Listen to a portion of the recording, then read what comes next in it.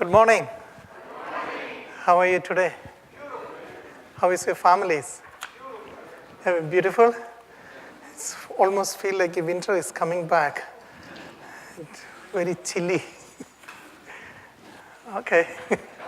That makes bright feel like warm now. Okay.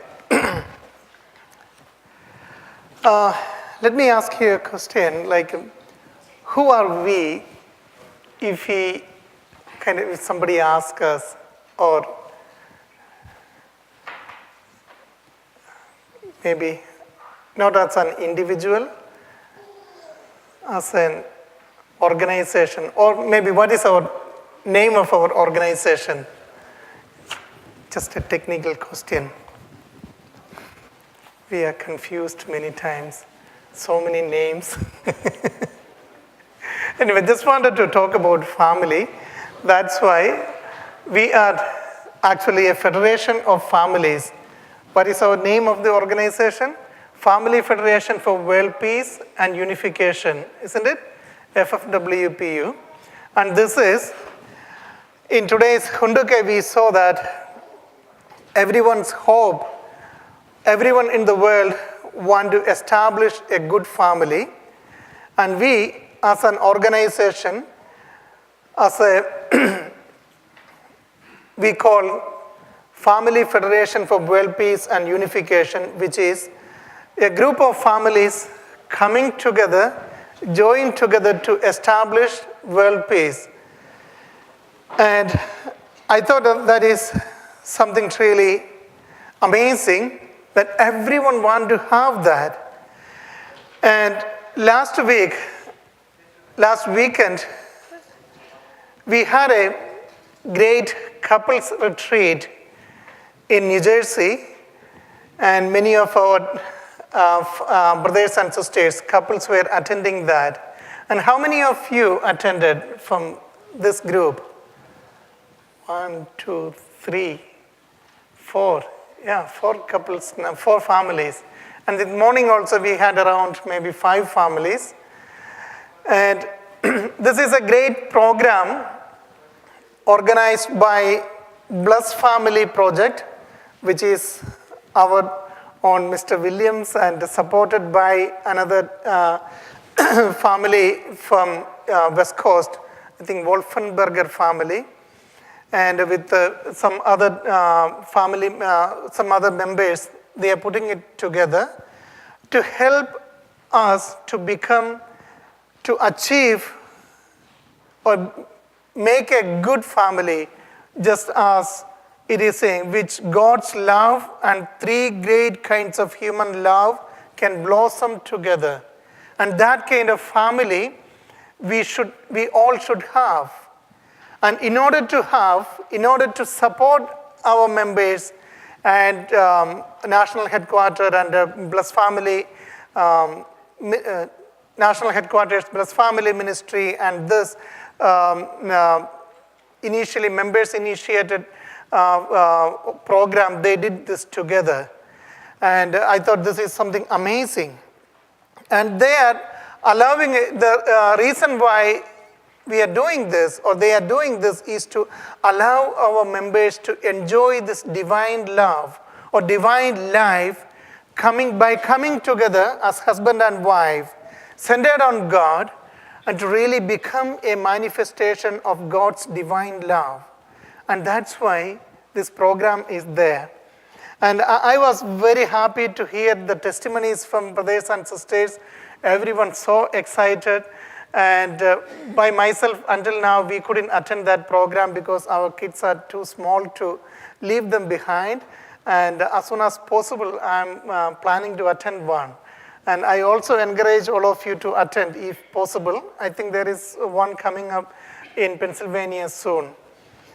And let me read one Bible passage which also kind of very similar to this, what we teach.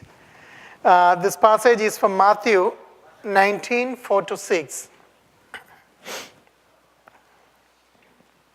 Haven't you read, he replied, means Jesus replied, that at the beginning the Creator made them male and female. and said, "For this reason, a man will leave his father and mother and be united to his wife, and the two will become one flesh." So they are no longer two, but one flesh. Therefore, what God has joined together, let no one separate. This is a passage from Matthew 19. Actually, it's an answer from Jesus to a question about divorce. And that he is not just saying, "Oh, you can't divorce," or "you can," not just saying a simple answer, but Jesus is saying that what is marriage? Here it's saying even why we are doing that, why there is marriage exist. It's saying it's because that at the beginning, the Creator, God, made people as male and female and said, and because of that reason, God created marriage. Because how God created male and female, and then they are supposed to come together. For this reason, a man will leave his father and mother and be united to his wife, and then two will become one flesh. They will completely become one. They are no longer two, they are one. That is what's saying. That is what God is saying through Jesus. And that is the very thing our two parents are saying. And that is the very thing we are again and again teaching. And that is the core of our marriage blessing ceremony. And these programs, whatever we are teaching, is to help our brothers and sisters, help ourselves to become completely one without any problems there, without anything there to separate us from that. Totally become together. And that is the goal of our life. That is the goal of our marital life. And even look into that verse in detail. What is that saying? For this reason, a man will leave his father and mother. Who are our father and mother? Our physical parents who give us birth, who raise us throughout our childhood and give us food. And think about our mothers who feed us, breastfeed the kids for years, sometimes 1 year, even more. And after that, they are our closest people. And in this passage, what is that saying? Even leave them behind. Man is leaving even his own parents and joining with his wife in order to become totally one. Because God created human beings as male and female, and they are destined to be together. They have to come together. Then only that creation can become a completed creation. Otherwise, it's not full. And how deep is that? How amazing. It's a profound guidance by Jesus. Leave everything you have. What do we have as an unmarried person, as a child of a parents? What do we have? Anything more than our parents? I don't think anything valuable than our parents we have. But even those parents, Jesus is telling us, leave them behind and go and join to your wife. Rani was saying that it is, did you notice that? It's joining to your wife. That means not joining to your husband. You join and go and unite with your. There was another passage, another translation was saying that, this one is saying that united to his wife. So she was saying, whatever I say, you come and unite. That's the idea. Follow us.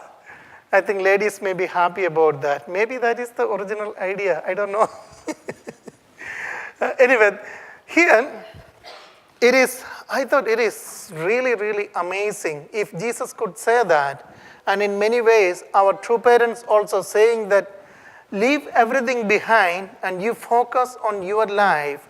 Focus on completely becoming one, and then together we raise our children. We're no longer separate. We are no longer just a man and woman. We are totally one. Then only we can say that we are a manifestation of God on this earth. Otherwise, we are still a male and female, and we are not complete. And here, today's scriptural reading from True Parents' words also, truly supporting that, amazingly saying that that is the most valuable thing we can see in this world.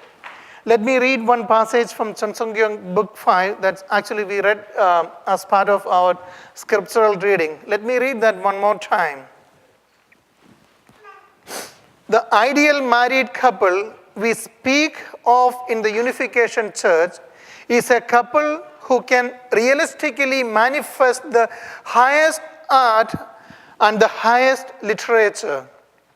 Before we encounter the highest ideal and the highest world of culture, the highest, sweetest love shared by a husband and wife must become the most sublime work of art in the world. The life of a husband and wife should inspire the most sublime work of literature. It should be the subject of great literary work. This is the expectation true father, true parents have about a married couple. And this is the expectation God has towards a married couple. Completely united together. And when someone sees them, they should feel that, wow, I want to draw it, I want to paint like them. I want to paint a picture of them joining together, standing together. Also, we need someone should like, oh, let me take a picture, beautiful couple. Wow, amazing, let me take a photo of them. That kind of people should be inspired that much when they see us, when they see a married couple. Everyone should be delighted, so much looking forward to have, oh, I want to have a family like this. I want to, when I become older, I want to have a family like that. And that is the expectation God has towards a married couple. But we know we couldn't see that in the history. If we had that, it would have been great.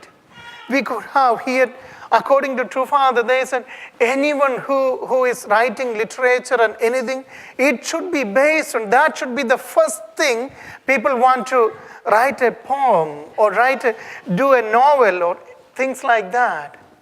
But most of the time, in arts and culture and everything, what we see is totally opposite. And people glorify fallen love.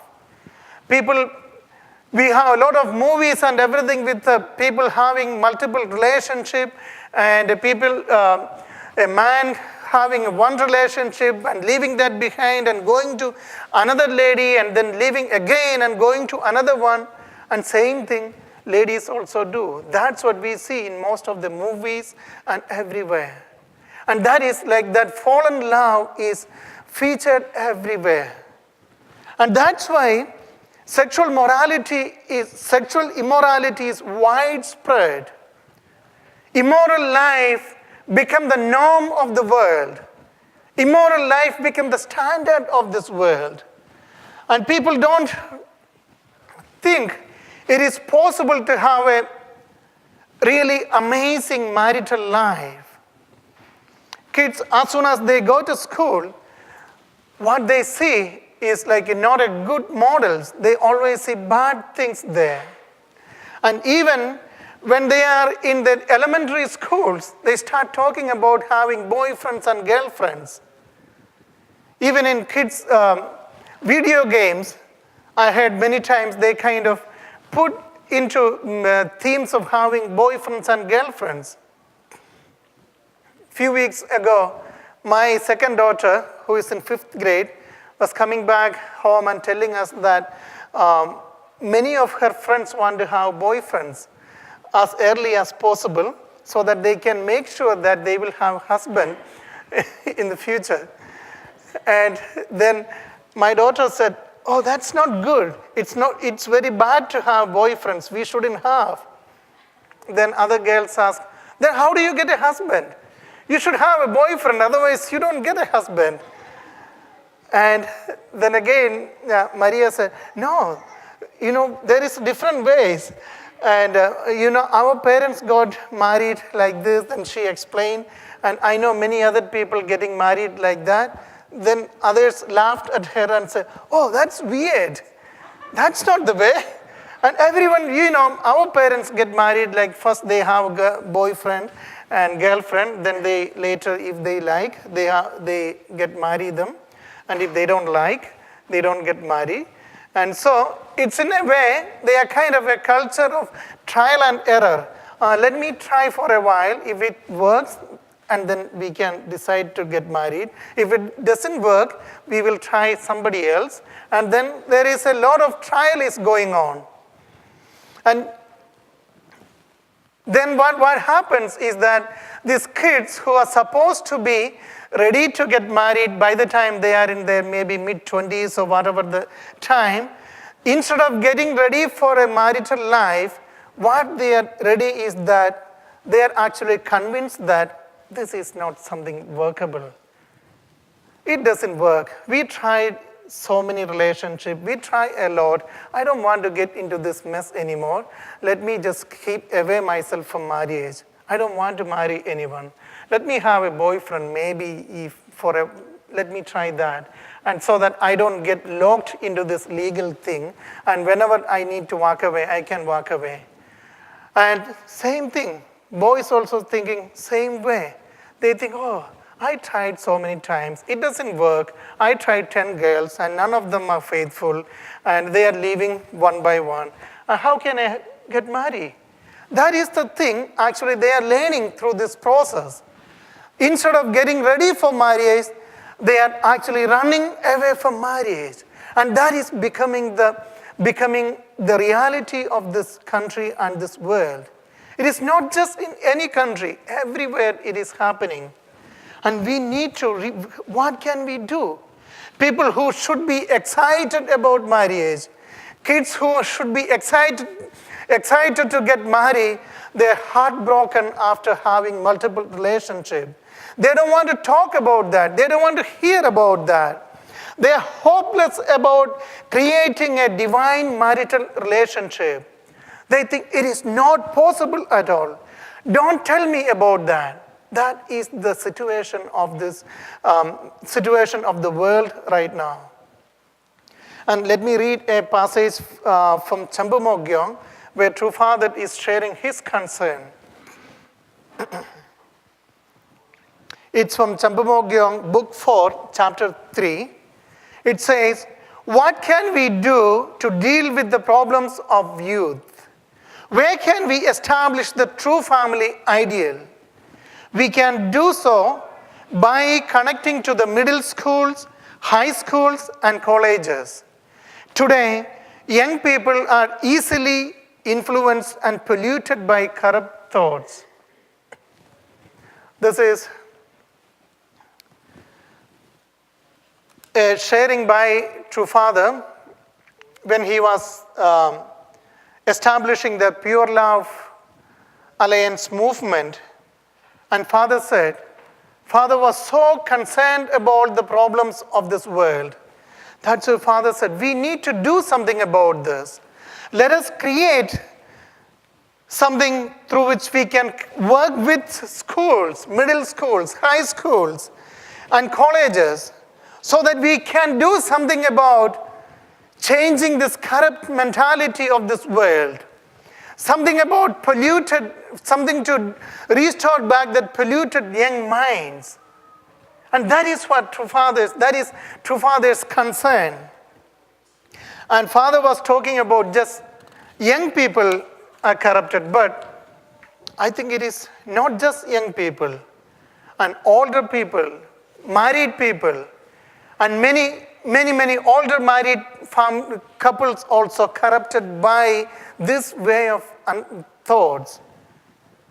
We need to really do something about that in order to restore our families, in order to bring them back to that original ideal we talked about earlier. This marriage, this sexuality, that is a divine, sacred relationship in order for human being to come together and become one and really manifest the ideals of God, to manifest the true love God is talking about, and in a way, really manifest God in this world.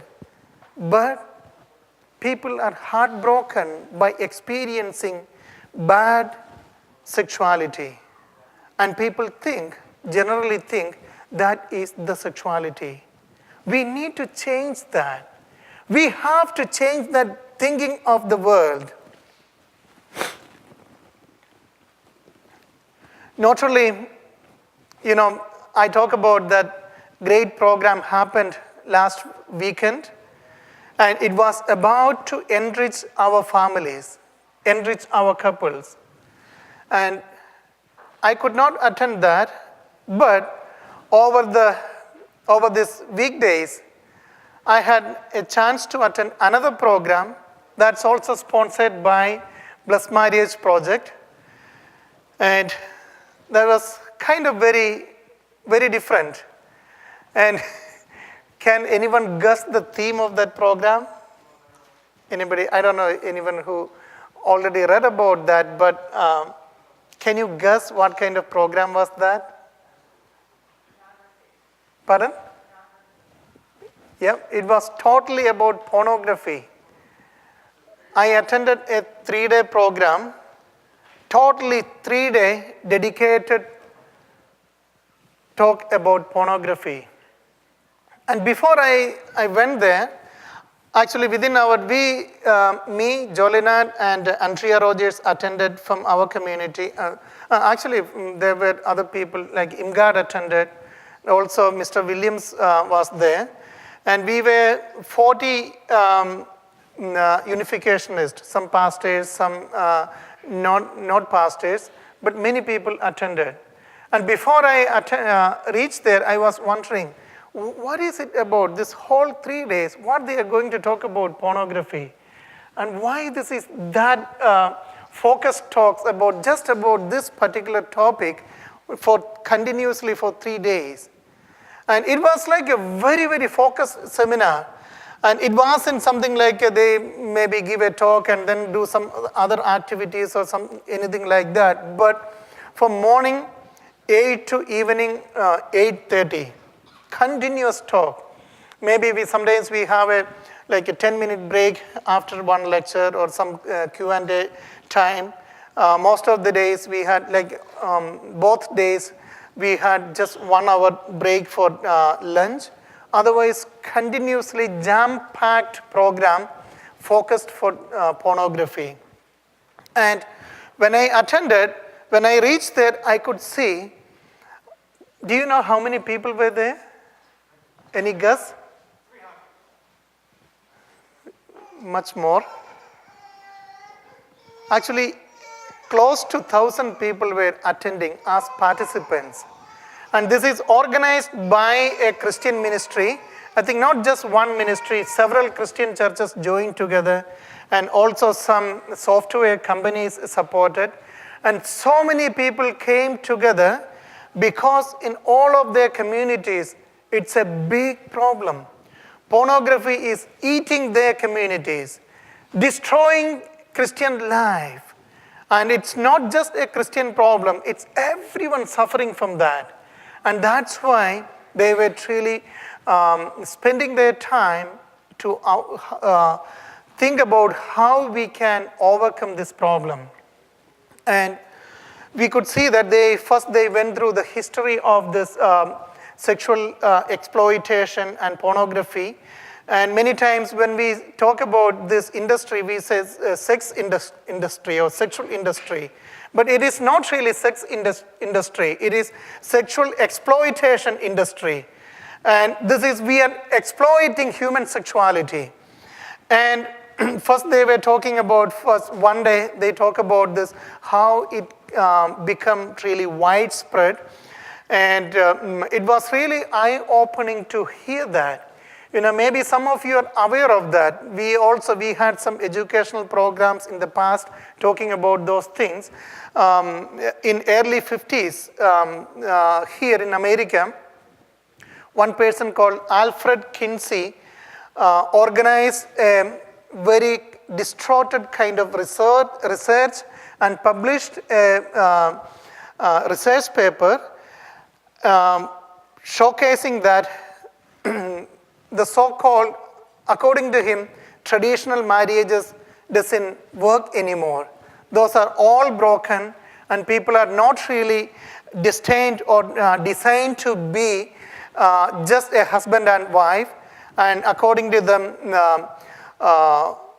homosexuality should be normal, and multiple partners should be normal, and no one can keep just having one single husband and wife. According to them, it doesn't work, and all kind of bad, very, very distorted kind of teachings. And later what happened is that they were able to influence so many influential people so that they totally changed the education system.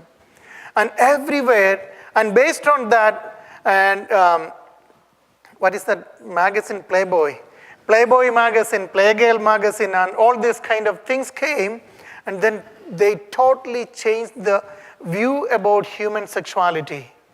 And that did not happen only in America. When it became normal in America, all over the world, every country adopted that. And now, the sacred human sexuality become the most ugliest thing in the world.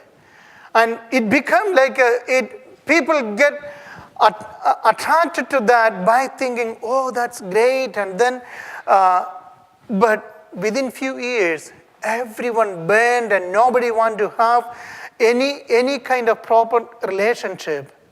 And this is the way enemy, Satan, the enemy of God and the entire humanity, destroyed that very ideal God has given to us. That sacred human sexuality, which is supposed to be the divine, supposed to be for creating, being a partner of God's creative process, and supposed to be the most ideal thing to enjoy our life, become a place where people burning their life, people destroying their life. Children get burned even in their early teenagers, even before they become a teenager. It was so heartbroken to see that. But anyway, then later we talk about how we can counter that, how we can really do something to stop that. And in that conference, we talk about many churches coming together and trying to teach the young people as well as older couples how we can really nurture our marital life, how we can come back to a blessed life from these broken relationships and really lead our next coming generations towards a sacred sexuality. Let me read one more passage from Champa Mogyong, Book 4, Chapter 3. Families need to be protected against being destroyed by homosexuality and free sex. Families should be models of true love. Families have to stand tall based on traditional Christian values, but in reality, they are becoming weak. We have to rebuild all these things. We have to restore families and young people. This level of restoration will not emerge from the family alone. Support is also needed in the schools, focusing on elementary schools, middle schools, high schools, and colleges. The nation's leaders should unite and establish the tradition of the family. We have to educate people thoroughly about family ethics and advocate absolute family values. This is what our true parents guiding us. We need to protect ourselves. We need to really educate ourselves. We need to educate our children as well as even other people. Many times,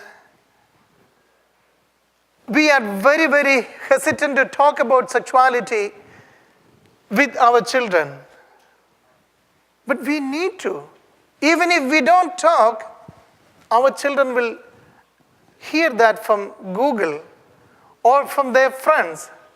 I know my child who is in 5th grade, she always, if she doesn't know the meaning of a word or something, as soon as quickly she go and do a Google search. This thing, sexuality also, if they don't know, surely they will go and search. But what you will get when you do a Google search about sex, can you imagine what you get? And imagine they read those kind of things. Before they go there, we should be able to talk to them. We should be able to let them know the dangers of that. And then they will be able to understand, they will be able to listen proper guidance. Even in schools, health curriculum, it's not anything which we can really trust. We really need to educate our children from the beginning. We should be the first, parents should be the ones giving them sex education.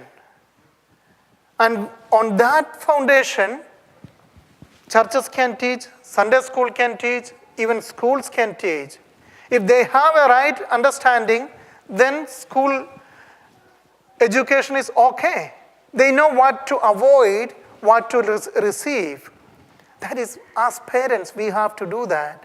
And there are a lot of materials available which we can get from trusted sources. We need to get them, and we really need to do about that. Also, we are planning to have some parental support groups as well as for our children also. We are planning to start some programs to some small group sessions to really do some talk about this.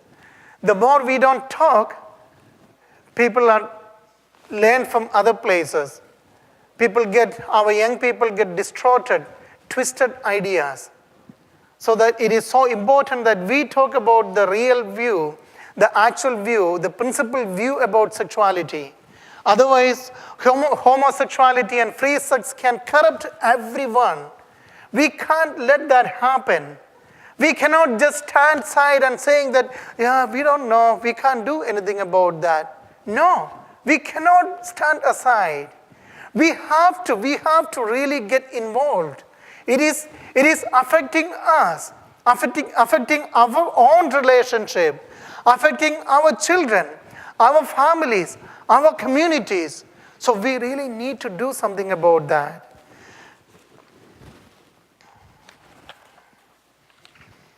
And in the beginning, I talk about the importance of the sacredness of human sexuality. We need to restore that. And without that, we have to restore that in our own life.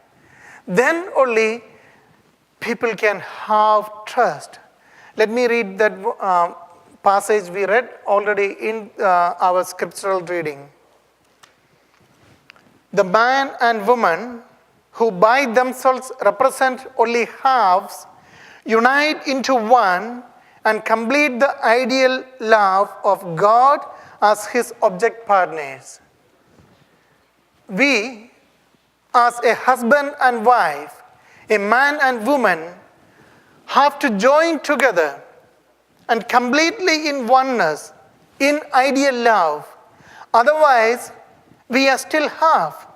We cannot lead a life after receiving this holy marriage blessing, we cannot just go through in our life as halves, just walking parallelly together. We cannot do that. We have to be together. There is no more two. We are supposed to be just one. And that is what Jesus said. They are no more separate. They are one. And we have to be like that. Our couples, we know the principle. We receive that from true parents. We received that from God. We got that from Jesus. We understood what does those Bible passages really talking about. And then we have to manifest that in our life. Thank you.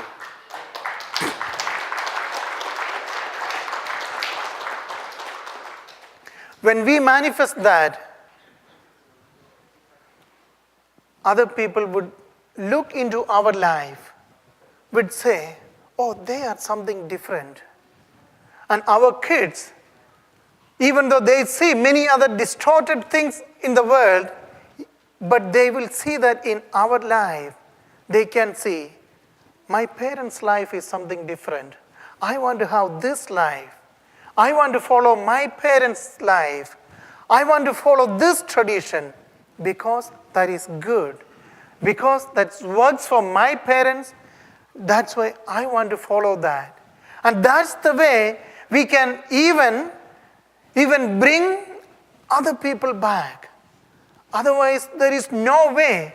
Without we exemplify that, without we really lead a blessed life, we cannot tell everyone that, oh, you should receive this and you should do that. No. We have to. We are blessed families. We have to have a blessed life in our own life so that other people will be intrigued by that. Wow, this is what something I want in my life. And so that we can really save that. Uncle Benz is saying that he has that. You got that right. Yep. I don't know, he's saying, yeah. And we have to be kind of really, really proud of our marital life and tell everyone that this is what we are going through. This is what we are enjoying. This is what real heavenly kingdom is.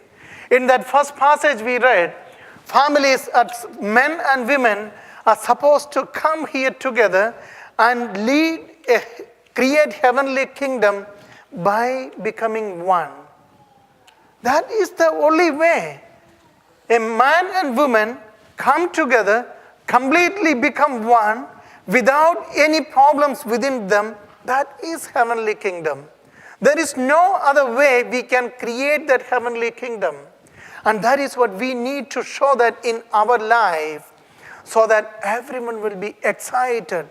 Oh my God, I want to have this.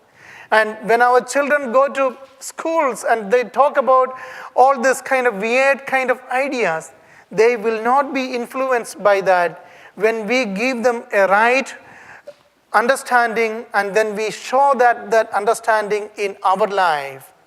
And today, I was actually horrified by these facts they shared in that conference. Yeah, I feel it's good that I could attend that, and I was actually thinking of not to go for that because I don't want to be away from our church as well as our community and family for a long time. This coming week I have to go to Las Vegas for our national pastors meeting. So I didn't want it to be away for a long time. So I thought, then I thought about more and more. I decided to go because I never really learned about this problem. Then without learning, how can I guide other people? That's why I decided to go. I really thank our Wolfenberger family who supported that. It was his single-minded thought guide him to that. Actually, another pastor, Kevin Thompson, maybe some of you know him, he was planning to attend, and then he shared that with this family. Then he said, let all pastors attend, and I will sponsor this. And that's the way we went there. And I thought it was so amazing that I could understand that, and I really want to our community to understand this greatest threat. It's a big threat. And many times people think watching pornography is something kind of no one get hurt, and this is something very simple, and just somebody spend maybe few minutes or somebody hours. Or I had some families, and men really, actually mostly for men, but women are also not excluded. They also watch this, and then this is the reason for a lot of divorce now happening in this country. And this is now, it's almost, people say it's like a new drug. And I would say it is not even much more serious than drug. And this is like we are committing adultery. Watching pornography is actually adultery. You are making a mental relationship with someone maybe you don't even know, but still we are making that relationship. And later when we get into real marital life, it's our dreams and our thinkings and everything based on that distorted relationship we have shown in these pornographic movies. And we cannot let that happen. If our children get into a habit of watching this, it is so tough to get out of that. We need to have other good models in our life. We should not let our kids to just go on. Many people, I heard it was common that in many people who just give a book to their kids and then let them read that book and then find out what is sexuality by themselves. I thought that is something so bad. Don't do that, even if it's a good book. We should be the one. We should sit together with them. This is not a secret anymore. It is not something people have to find out in secret. This is something, sexuality is something children should inherit from parents, learn from parents. This is something God established for humanity. This is not something human beings find out. So we can't just let our kids let them find out. No. If everything is ideal, that would work. But right now, there is a corrupt model, which is the prevalent model, which is actually controlling. So we have to be very, very serious about that. And so let us really make our lives a real blessed lives. And so that the world can see that model. Let us enjoy our life. Please really focus on strengthening your own marital life. Only by strengthening our own marital life, we can really show a model to other people, model to our kids. So focus on that. Let us celebrate our marital life. Always being together with your husband and wife. That should be the most interesting thing for you. That should be the thing you are always looking forward. And so that way we can save this country. If this country is saved, the whole world will be saved. Because this country is powerful to save the world. And thank you so much for listening to me.